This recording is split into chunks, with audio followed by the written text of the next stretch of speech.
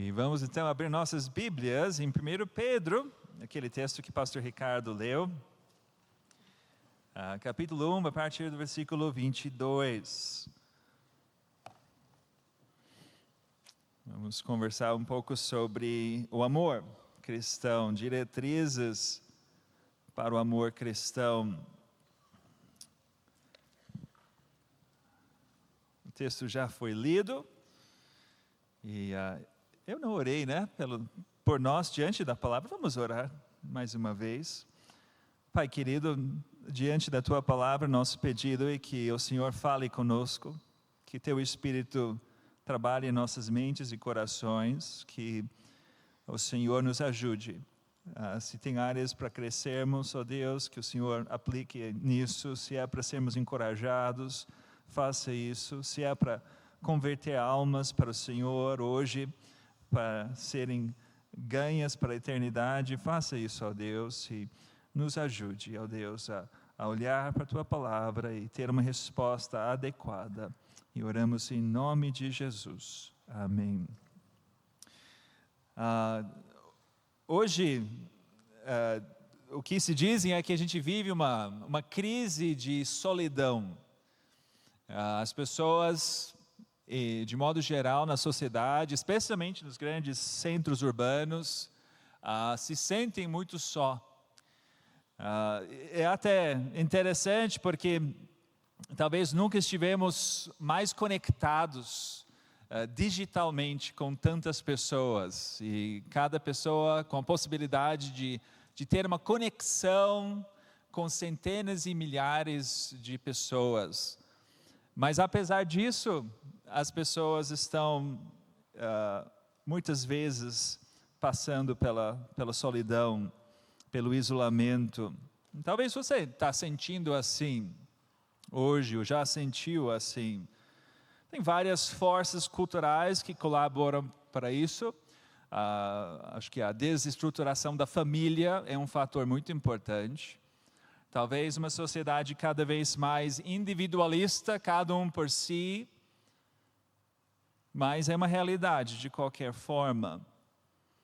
E as pessoas, talvez contam muitas pessoas ao seu redor, andam em meio às multidões, têm centenas ou milhares de amigos nas redes sociais, mas as pessoas perguntam, entre todas essas pessoas, será que tem alguém com quem eu realmente posso me abrir, de fato, e conversar, abrir meu coração? Tem alguém que eu posso realmente contar em horas de necessidade? Tem alguém que realmente se importa comigo como pessoa? Tem alguém que vai estar comigo, mesmo que eu não tenha nada a oferecer de volta para aquela pessoa? E muitas vezes a resposta é não.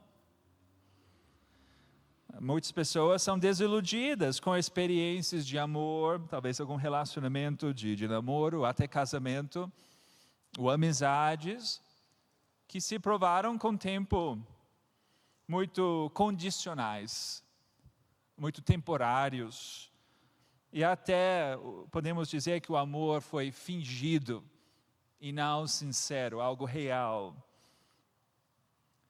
E diante desse cenário, Deus quer que a igreja seja diferente, que a igreja testemunha ao amor de Deus. Uma opção numa sociedade de isolamento, de relacionamentos de qualidade. Uma família com a oportunidade de ter realmente um pertencimento que é sólido. Quando olhamos para a palavra de Deus no livro de Efésios, capítulo 4, tem aquela imagem tão linda da igreja como o corpo de Cristo. E diz assim sobre esse corpo: segundo a justa cooperação de cada parte, efetua seu próprio crescimento para a edificação de si mesmo em amor. Mas você não precisa estar muito tempo na igreja para perceber que isso não é tão simples assim. Às vezes é difícil. temos problemas de relacionamentos. E sabemos que os 3 grandes inimigos da igreja, do cristão, o mundo, a nossa carne, a nossa natureza pecaminosa e o diabo, Satanás, eles militam constantemente contra o amor e a unidade da igreja. Jesus falou para seus discípulos sobre os últimos dias. Em Mateus capítulo 24, ele falou assim: vocês serão odiados por todas as nações por causa do meu nome.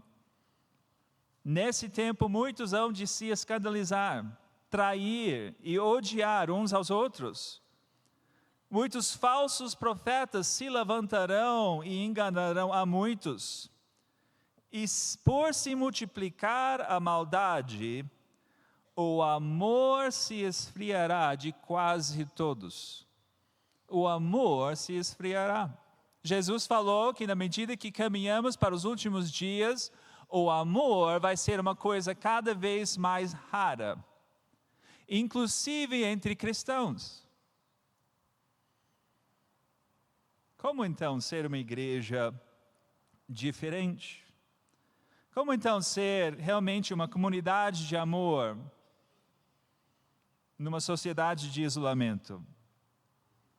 Mesmo que a maldade aumente lá fora, mesmo que o ódio aumente lá fora, mesmo que passemos pelo sofrimento, pela perseguição, pela oposição, como podemos ser aqueles cujo amor não se esfria? E hoje nós vamos considerar 4 diretrizes para o amor cristão.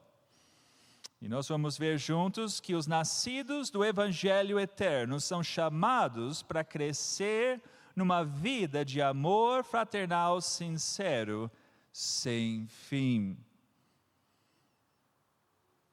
E nós vamos ter essas 4 diretrizes. Cada um começa com a letra 6, se você gosta de anotar. Nós vamos ver a convocação, a continuidade, o crescimento e a condição. Então vamos começar com a primeira diretriz, versículo 22, a convocação ao amor fraternal sincero. Versículo 22, relendo: tendo purificado a alma pela obediência à verdade e com vistas ao amor fraternal não fingido, amem intensamente uns aos outros de coração puro. Nós temos aqui uma ordem, um imperativo. Sempre que estamos estudando a Bíblia, é uma boa pergunta para se fazer. Tem alguma ordem aqui que Deus está me mandando fazer? E aqui é muito claro: amem. Amem intensamente uns aos outros. Como é esse amor? O que estamos falando aqui? Bom, esse amor é ordenado, mandado a crentes, a cristãos. Fala aqui, tendo purificada a alma pela obediência à verdade. Essa verdade aqui é a verdade do Evangelho. Tendo obedecido o Evangelho e passado então pela purificação da sua alma, pela lavagem do Espírito Santo, a sua alma eterna, salva e perdoada, você então é convocado ao amor cristão. Convocado a amar intensamente uns aos outros.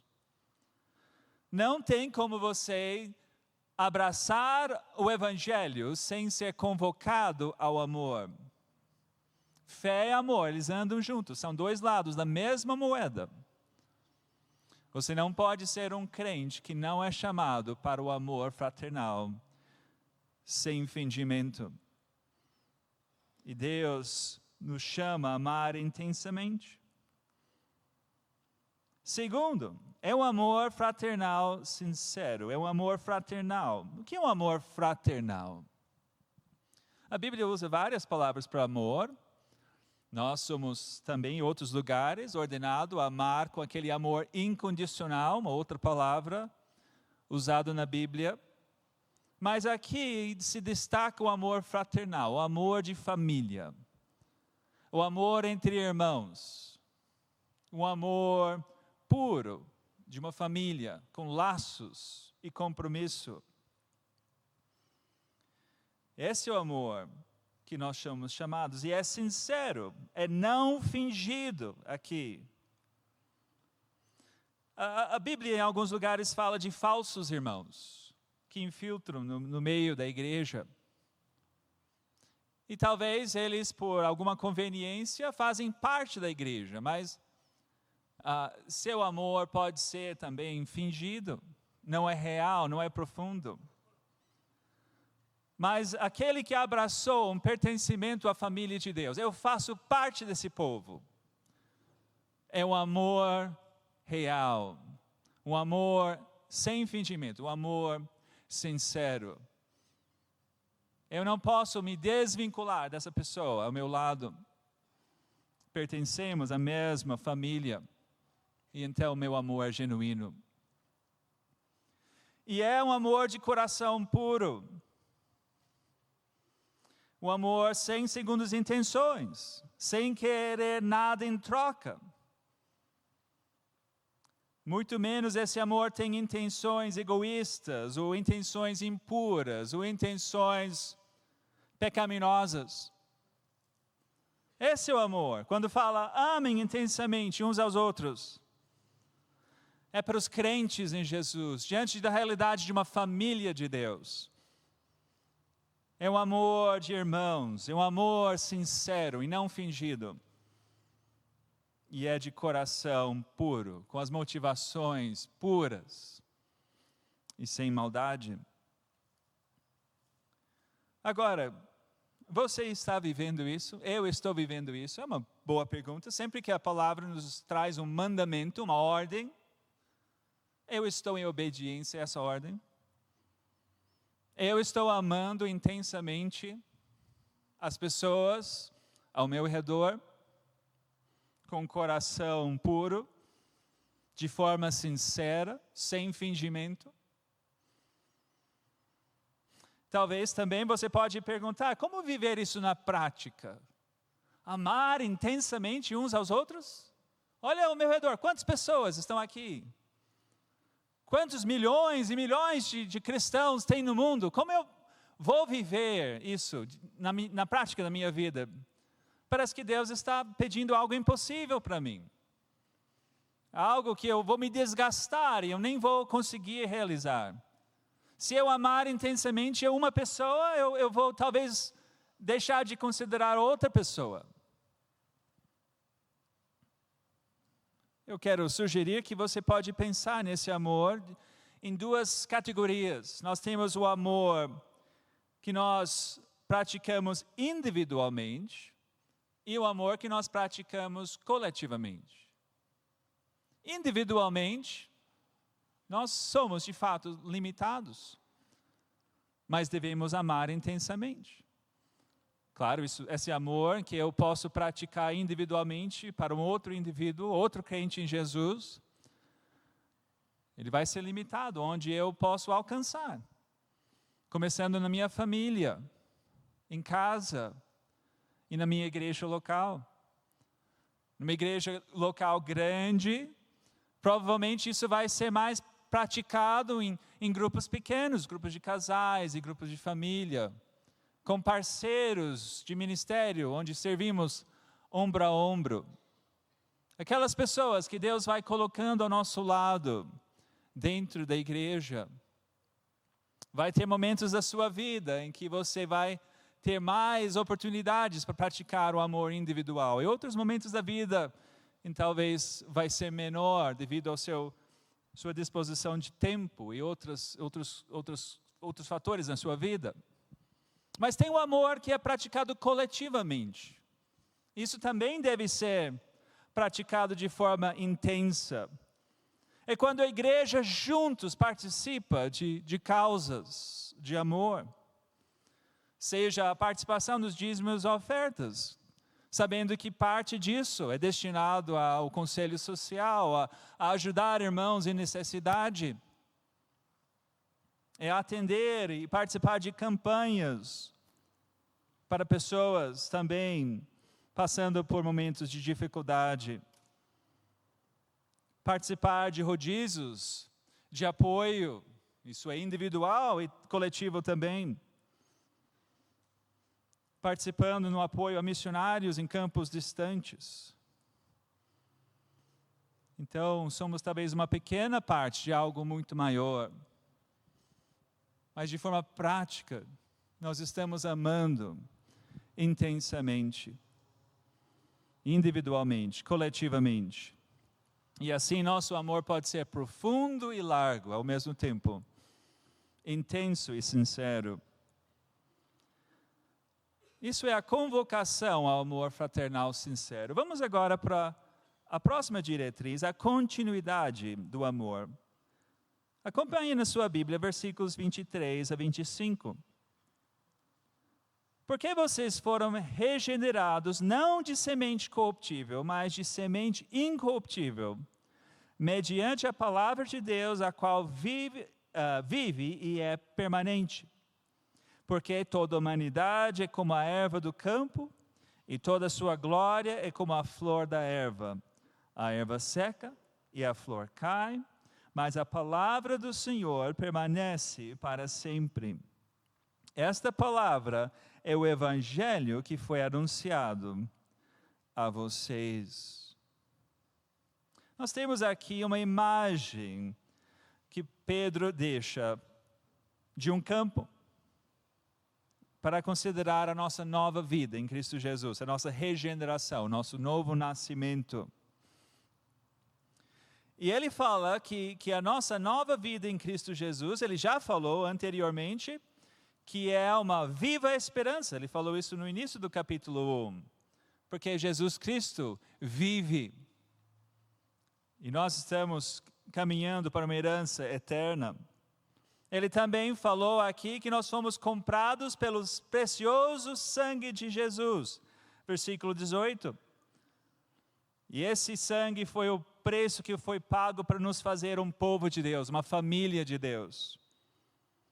Viver um novo legado. E agora ele fala de uma colheita de almas.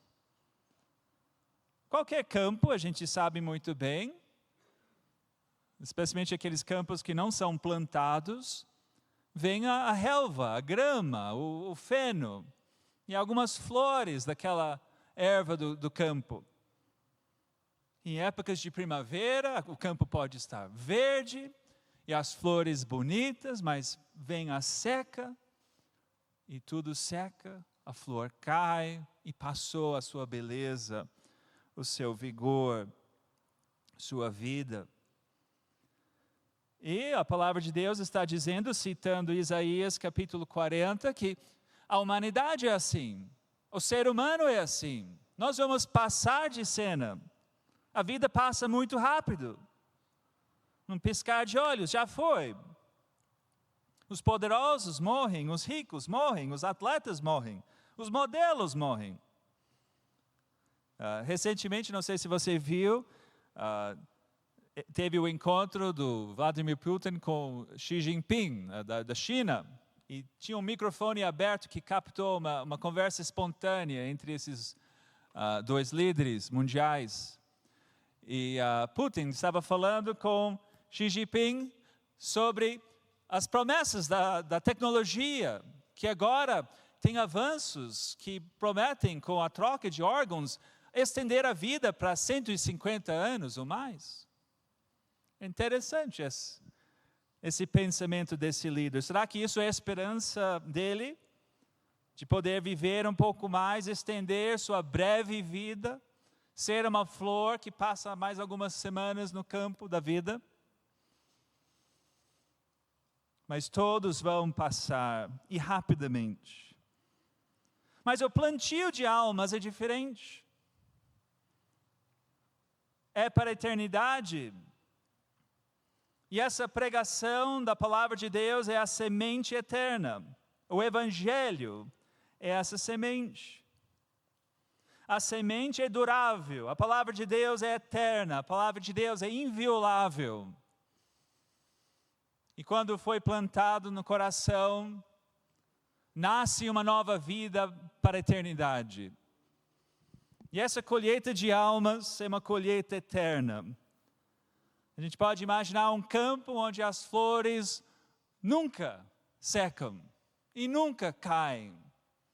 Assim é a colheita das almas para a eternidade. Mas isso também tem significado para o nosso amor. Porque se a colheita é eterna, se as almas são eternas, o nosso laço de família é eterno. Nossos relacionamentos não são descartáveis, mas são duráveis. O maior e mais profundo relacionamento que nós temos nesta vida é o casamento. Uma aliança para uma vida inteira, até a morte separar. Mas nem mesmo o casamento passa pelo véu da eternidade. Mas a família de Deus passa. Começa aqui e nunca termina. Eu acho que poucas pessoas entendem isso. Poucas pessoas vivem como isso sendo uma realidade. Passamos pela igreja, talvez, com aquela atitude de consumidores. Entramos em igrejas por preferências, por gostos pessoais. Tratamos os relacionamentos como descartáveis. Estão aqui hoje, amanhã não sei. Nós temos os nossos projetos, nossos sonhos, nossos interesses, talvez nosso grupo de amigos, nossa família. Mas não percebemos a família eterna, que é durável. É claro que nós não vamos conseguir ter uma amizade profunda com todo o povo de Deus. Mas nós precisamos, a nossa forma de agir para com as pessoas que têm fé em Cristo Jesus, precisa honrar esse princípio. Precisa ser evidente de que eu reconheço um laço, uma conexão com essas pessoas, que vai muito além de uma afinidade passageira, mas vai para a eternidade. Isso muda a minha forma de falar sobre o meu irmão, falar com o meu irmão, tratar outros cristãos. E quando nós tratamos os relacionamentos dentro da igreja como descartáveis, nós deixamos de testemunhar para o mundo a realidade do Evangelho, de uma família eterna. Isso foi a continuidade do amor. Vamos para o terceiro elemento, terceira diretriz, o crescimento. Olha versículos 1 e 2 do capítulo 2. Portanto, abandonem toda maldade, todo engano, hipocrisia e inveja, bem como todo tipo de maledicência. Como crianças recém-nascidas desejem o genuíno leite espiritual, para que por ele lhes seja dado crescimento para a salvação. Crescimento. A próxima diretriz é crescimento. Crescer no amor fraternal sincero. Nós temos agora uma outra imagem. A imagem de um recém-nascido. E esse bebê, ele está com fome. E ele chora por leite. A nutrição que ele precisa para crescer e desenvolver.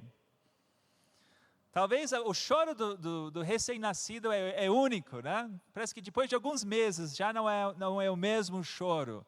Mas o recém-nascido, ninguém consegue ignorar aquele choro. E especialmente quando está com fome. E esse desejo pelo alimento.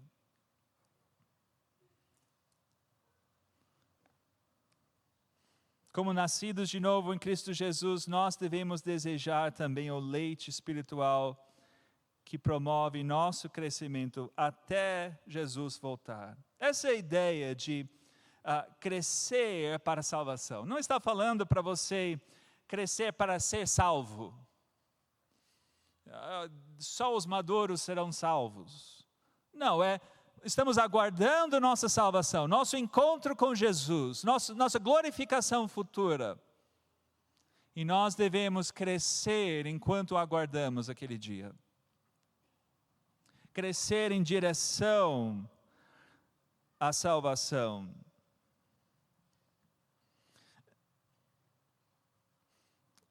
Deus, Ele pode sim transformar você, glorificar você, completar a imagem de Cristo em você num piscar de olhos. Se você é um crente imaturo, no retorno de Jesus Cristo você vai virar um crente perfeito. E você pode falar, então tá bom, eu vou ficar um bebê crente para a minha vida inteira. Para que me esforçar? Já que Deus vai completar a obra de uma vez mesmo. Mas é claro, isso não é o coração de Deus para a sua igreja, para os seus filhos. Deus está dizendo, cresça, amadureça, vai ficando cada vez mais parecido com Jesus enquanto você viver até o encontro com Jesus. Crescimento para a salvação. Como isso acontece de fato?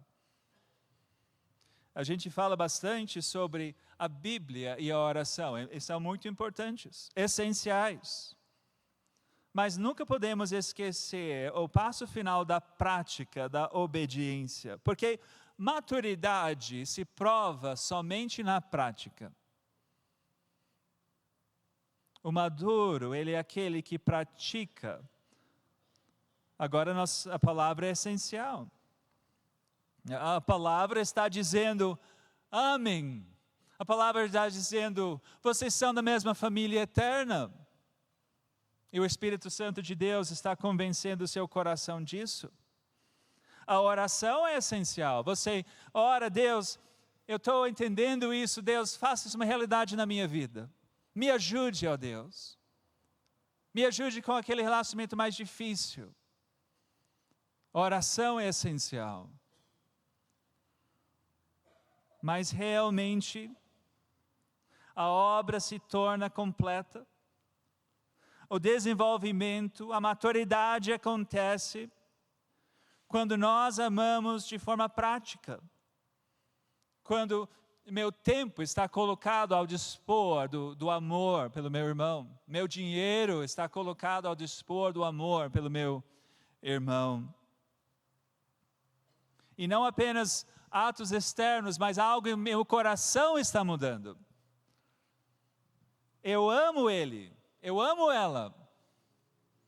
Eu tenho uma nova disposição para com aquela pessoa. Eu desejo o bem dela. Eu quero ver ela vencendo seus pecados e dificuldades. Quando eu falo dessa pessoa, eu não estou falando mal, eu estou falando bem. Eu quero ver essa pessoa saindo bem na foto, porque eu amo essa pessoa.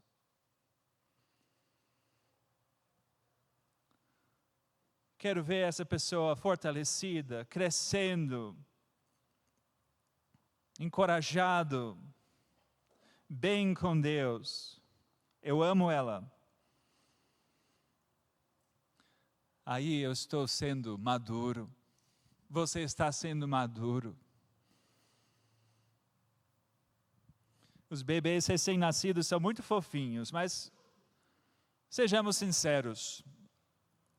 Tem fluidos mal cheirosos saindo de todos os lados. E eles só dão prejuízo. Eles não vão atrás de si mesmos limpando. Eles quebram as coisas e nem pagam o prejuízo. São os bebês. Pedro, ele fala de algumas infantilidades aqui que nós vamos abandonar. Abandonem toda a maldade. Sua carne pecaminosa, dirigindo as relações para fazer mal para os outros, para tirar proveito de forma errada. Todo engano, mentira, Hipocrisia, um padrão para você, outro padrão para mim. Inveja. O amor expulsa a inveja. Todo tipo de maledicência. Esse talvez seja um dos piores no meio da igreja. Falar mal do outro para os outros. E Pedro está dizendo, abandone tudo isso. Isso é coisa de bebê. Isso é coisa de quem não foi aperfeiçoado no amor. Isso é coisa de gente que ainda precisa crescer muito e ser muito mais parecido com Jesus. Quando nós amamos e chegamos a uma maturidade cristã, nós vamos falar diferente sobre as pessoas, para as pessoas. Essa transformação está acontecendo na sua vida? Como você fala das pessoas para os outros? Você tem zelo pela reputação do seu irmão, da sua irmã? Quer realmente vê-lo bem? A ordem aqui é muito interessante, é desejem.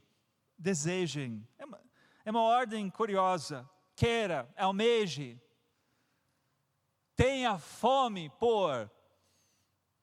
Essa é a ordem. Queira isso. Queira crescer. A gente pode imaginar um bebê com uma mamadeira cheia do melhor leite.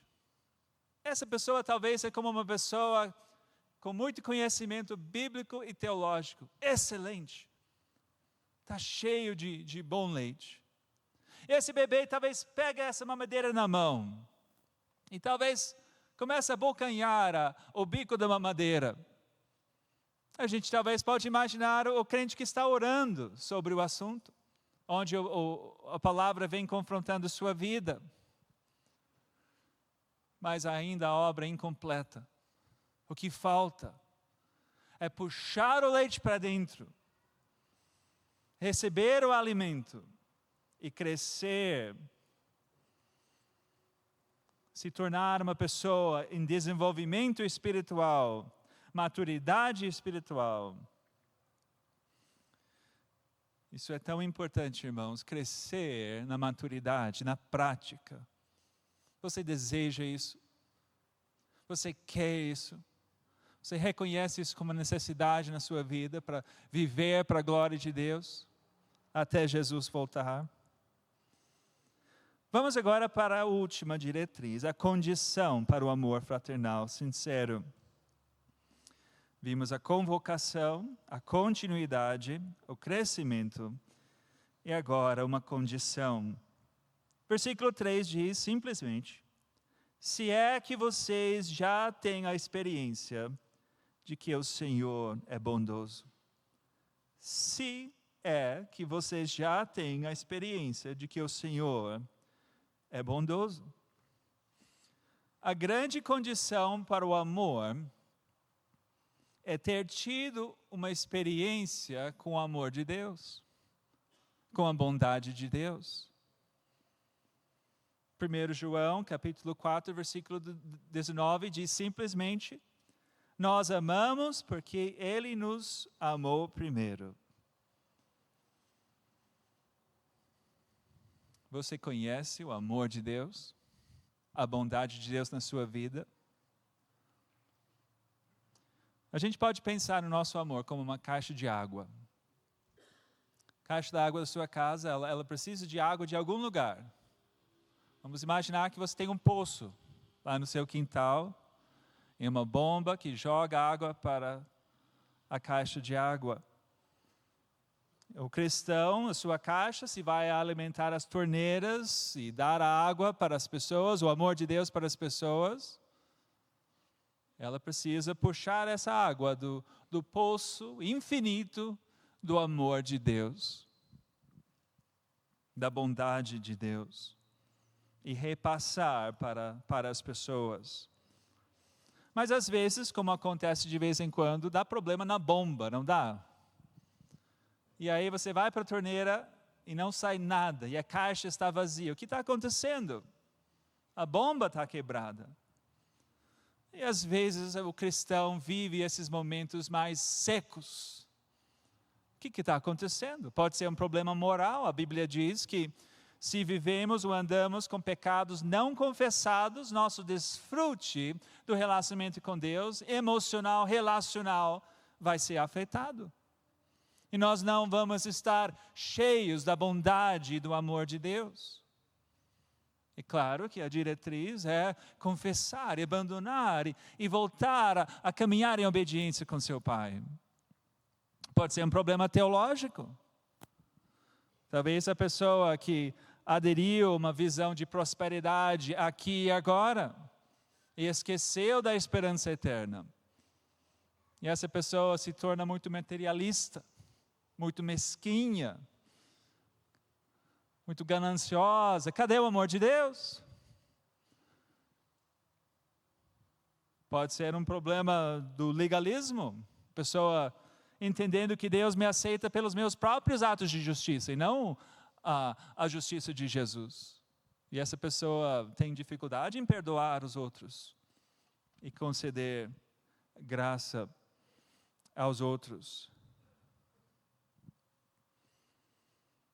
Então o crente precisa sempre checar sua bomba, estar em plena comunhão com Deus, crendo no Evangelho corretamente, se alimentando do amor de Deus para passar para os outros.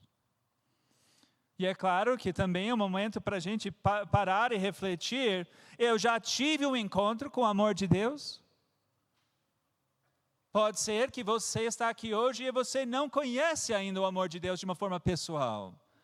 Você ainda não aceitou Jesus como seu Senhor e Salvador. E então a sua caixa depende, talvez, vamos dizer, das chuvas que vêm dos tempos bons, do seu bom humor, da situação mais favorável. Você tem algo para oferecer, mas passa para momentos mais difíceis e facilmente esgota sua capacidade de amar, de fato. E então Deus quer que você experimente sua bondade. Deus quer que experimente seu amor, seu perdão. Se isso é você hoje, basta você se arrepender do seu pecado. Fala: Deus, eu preciso do Senhor. Seja meu Senhor, seja meu Salvador. Eu sei o que Jesus fez por mim na cruz. Morrendo por mim, pelos meus pecados. Me perdoe, me lave. Você vai passar a experimentar o amor de Deus, a bondade de Deus. E você vai entrar nessa família eterna da igreja e ter algo para oferecer também aos outros, em comunhão com esse Deus, por meio de Cristo Jesus. Esse amor que abastece nosso coração e transborda para os outros. Então essas foram as nossas 4 diretrizes. Nós fomos convocados. Nós estamos num relacionamento de continuidade, uma família eterna. Nós devemos crescer constantemente, mas lembrar da condição essencial, da experiência do amor de Deus em nossas vidas.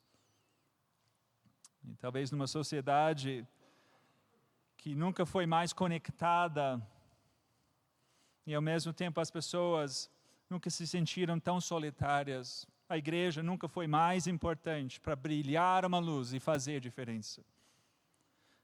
Jesus, ele falou aquele trecho de alerta para os seus discípulos, e ele falou: o amor se esfriará de quase todos. Talvez tenha um pequeno encorajamento para nós nessa frase.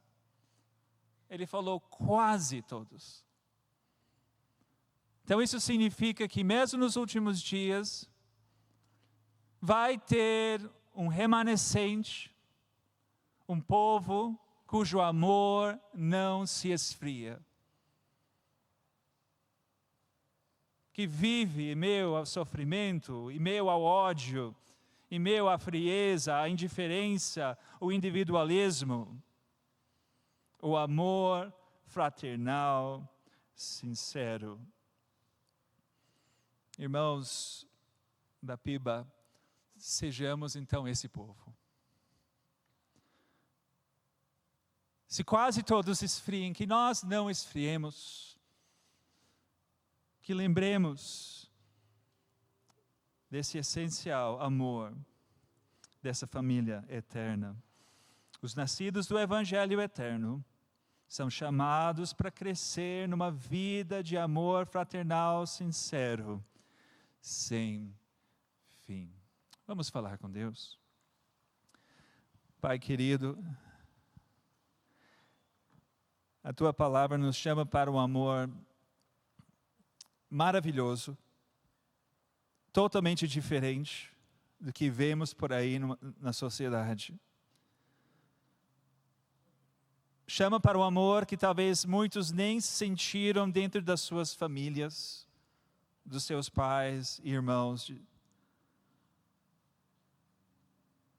Ó Deus, mas que podemos sentir e viver na família de Deus. Percebemos os desafios externos e também em cada um de nós. Como somos egoístas tantas vezes. Como às vezes faltamos aquela experiência da Tua bondade e amor para passar para os outros. Mas, ó Deus, que sejamos um povo sempre crescendo na prática do amor. Deus, nos faça esse povo cada vez mais. Transforme as nossas vidas, que amadurecemos, que saímos da infância espiritual para realmente uma vida que reflita a realidade do amor eterno, da família eterna do Teu povo. É o nosso pedido, em nome de Jesus. Amém.